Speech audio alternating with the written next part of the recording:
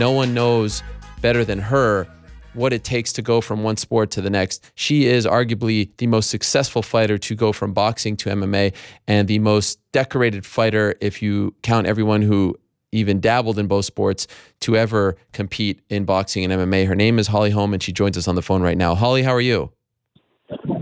I'm good. How are you doing? I'm doing great. Thank you so much. I really wanted to get your take after the fact, because I remember speaking to you around 2 months ago, and I thought you had a really smart take on the fight. So I'm assuming you watched it. If you did, what did you make of the fight on Saturday night? You know, I don't want to say like it went how I thought it would go, because I would say anything to help him there, but I really felt like McGregor was going to be able to land some punches, kind of a different type of style, a little bit, different for Mayweather. And he's quicker and a little bigger. And, I feel like I knew that he would be able to kind of, my phone's going to switch hands.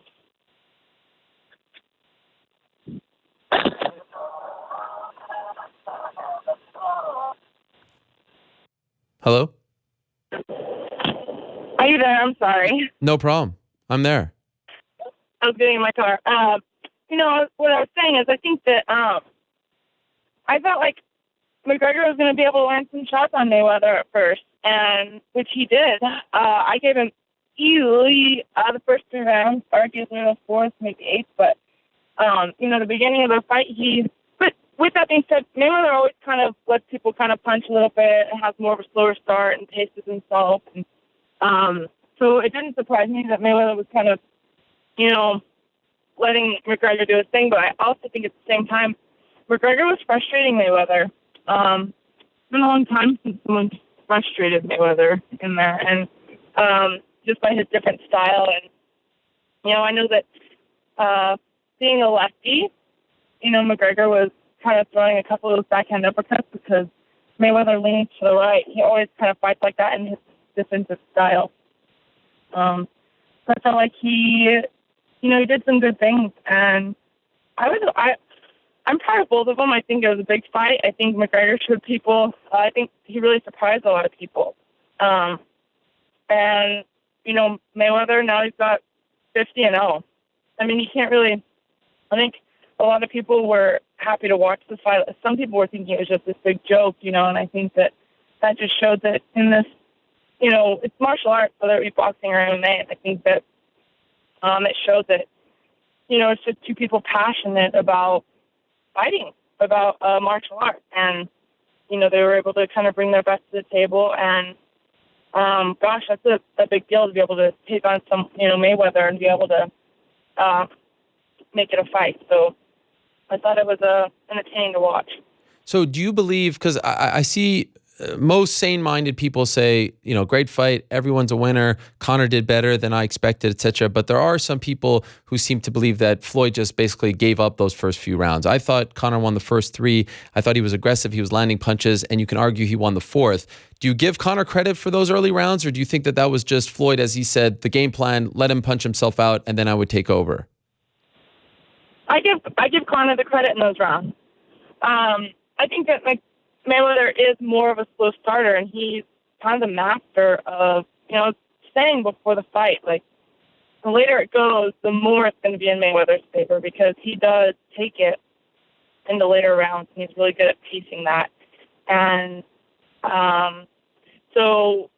I think he was, not wanting to punch himself out in the first few rounds, Mayweather, but I definitely think that it's not like he wanted to let McGregor land on him.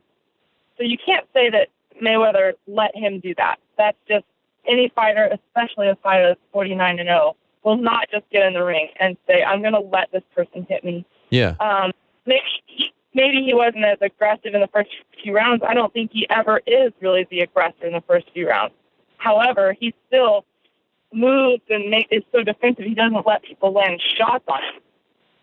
McGregor was landing shots on him. He was landing some, uppercuts that side. He was landing some jabs. He was landing some straight lefts. He was, taking some angles. And he definitely, there's no way that was McGregor just, playing around with it.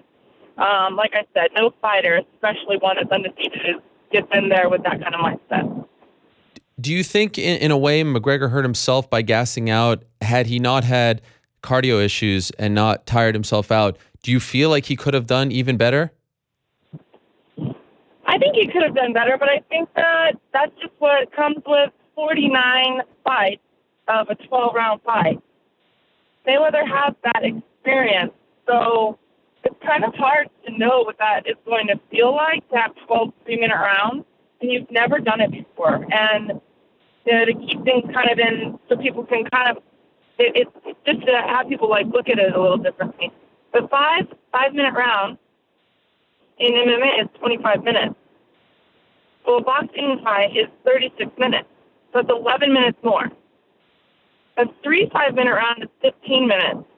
So basically, to do a 12-round boxing fight, that's doing a title fight, 5-minute rounds, and a little over 2 rounds, like almost 3. It's almost like a title fight and a regular 3-round fight. It's only 4 minutes shy of that. You know what I mean? Mm-hmm. So it is longer when you think about that. People go, 25 minutes, 36 minutes. It's like, no, that's only 4 minutes shy of doing a title fight and a 3-round fight in MMA. What did you make? It's a different pace. Holly, what do you think of the stoppage? I thought it was early, but I think it was going to end soon anyway. And so, you didn't see McGregor really upset about the stoppage either because he was tired. When you're tired, it doesn't matter what kind of skill you have. If you can't do anything, it's over, So you don't see McGregor arguing that it was stopped, but I feel like the ref jumped in a little early. Yeah. What do you think? Like, go ahead. On a tired. Sorry, say it again. It's not like he was like out on his feet or about to get knocked out like that. He was just so tired he could hardly, stand in there to counter or anything. But yeah, definitely think it was an early stoppage for sure. I think the inevitable was about to happen, so you can't really argue it, My take on it was everyone won on Saturday. Conor won, Floyd won, MMA won, boxing won. Do you believe the same? Yep. I do. I think that it shows that there are crossovers in this, and it's not, I'm glad that it kind of came together like that, because I've always been a fan of both, obviously. And, there's like that battle between boxing better and MMA is better. It's like, no, it's just boxers are boxing because that's what they're passionate about. And MMA players are doing MMA because that's what they're passionate about. Like, that's the only thing. I don't know why there's always this kind of like fight about it. Mm-hmm. I think I love fighting, no matter what it is. I love to watch it. So it's one of those things. I think that this created a little bit more of a respect from both sides, and it was so worldwide watched that feeling and that got to be, expressed and spread across the world to where people kind of can just, let's just respect and appreciate the sport as a whole. It's fighting. It's just an art, no matter what type it is, boxing, MMA. It doesn't matter. And I think it's just when people really put their passion into it and really train hard and go in there and they're just putting their best against someone else's. There's a reason why everybody wanted to watch it. And I think that's why people like to watch fighting. It's the unknown, and it's just unpredictable. You have no idea what's going to happen. And how can you not respect these people that really, they both put everything on the line. McGregor walked in saying, I believe I can do this. He's going against a fighter that's never been fought, never been beat. He's got the record now.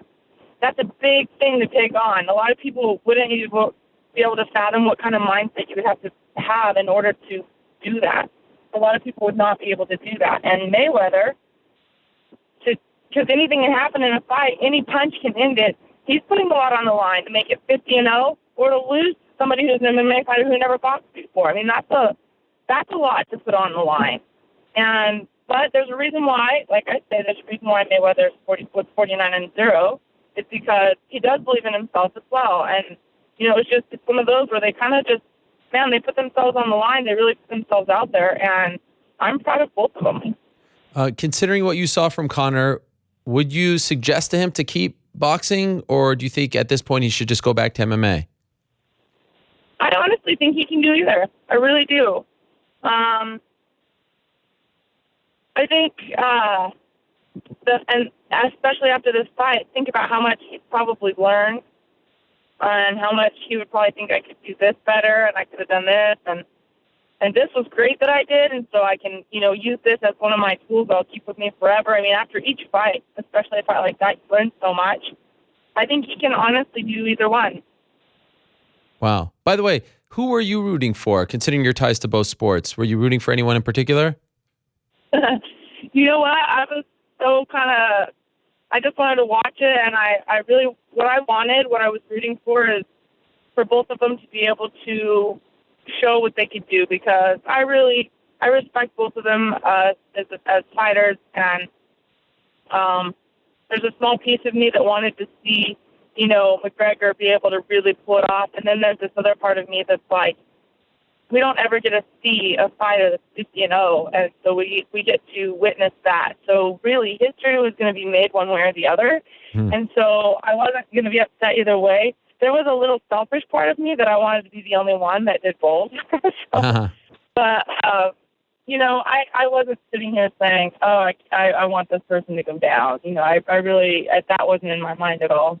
I appreciate you being honest about that. And even if you did win one fight, I don't think it would, relate to what you've done in both sports, just because you had so many boxing matches. And now I'd be remiss if I don't ask you about your own career at this point. There have been some talks of you and Chris Cyborg, and she's putting it out there. Where do we stand? Is this fight going to happen? We're waiting to see if it's presented or not. It's obviously something that, we said we're open to doing, and we'll see if it happens. I know she's putting it out there saying she's calling me out and everything like that, but that's, social media and a lot of, that, I don't really get into. So yeah. I'm just here to train, and if the fight gets put together, then I'm gonna be training to beat her. And that's really, as far as that goes, I'm not saying I won't, and I'm not saying it's got to be this day or date or anything like that. It's just, hey, if they present the contract, then let's do it. Has it been officially offered to you yet? Not really. We've talked about it a couple times. Before the 145-pound belt was even before the 145-pound weight was even brought into UFC, I had talked with Dana about doing a catch weight, but she said, he didn't think that she would really want to do that anymore.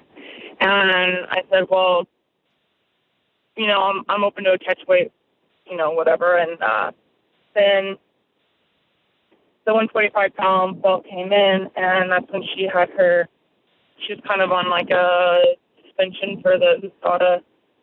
And so that's why Jermaine and I wound up fighting for the belt. Right. And then after that, her first fight for the belt was, July, which was 1 month after I fought in Singapore. So right now, yes, there's been talk about it, but there hasn't really been this opportunity to make it happen yet.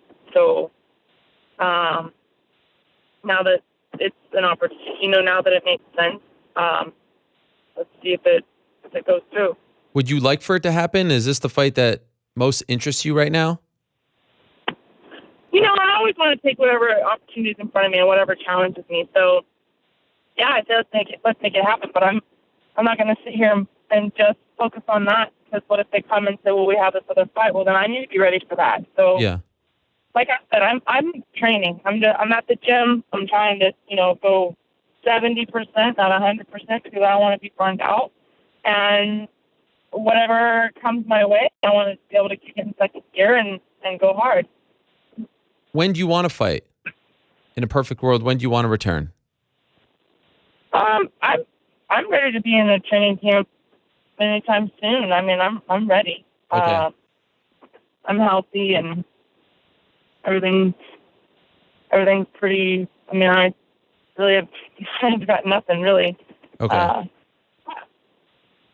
And just curious, did you watch her fight against Evinger? And if so, what did you make of her performance? Yeah, I was at the fight, actually. I see every time you watch someone, you always look at things that, you can expose on them, and then also things that you think, okay, that's one of their strengths and weaknesses. Evinger made it a little harder fight for Cyborg, which I think surprised a lot of people. I know Evinger is a really tough girl. She's tough, So I think there's positives and negatives. There's pluses and minuses. You can see some of the strengths and weaknesses in that fight. And, if I didn't look at it and try and learn from it, then, I'd be foolish not to. But, there's things that we look at and think, here's exposure for this, and that, and then here's her strengths that I need to be careful for. And even with that being said, there's also the whole fact that styles make a difference. Every fight is different. Right. So we just try to put into consideration my style against hers, and then that even changes some of the aspect of it. Holly, really appreciate the insight. A pleasure as always. Thank you so much for coming on and talking about it. And I thought your insight was on point. So thank you for carving out some time. And we'll talk to you soon. And good luck, whatever that next fight is. Perhaps we'll be talking before that, but good luck as you prepare for whatever the next challenge is. Thank you so much. All right, we'll talk to you soon. There she is, Holly Holm, former UFC women's bantamweight champion, the best athlete to succeed in both sports, boxing and MMA. Really appreciated her insight.